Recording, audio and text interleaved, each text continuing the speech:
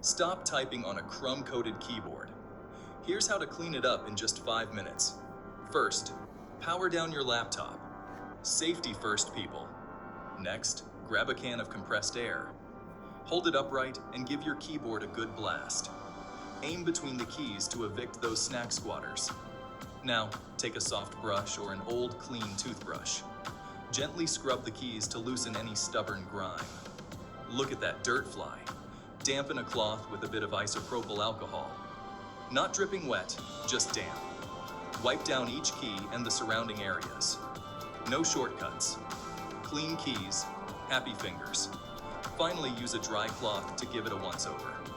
And voila! A keyboard so clean, you might just write a novel. Or at least an email. Enjoy your crumb-free typing, folks.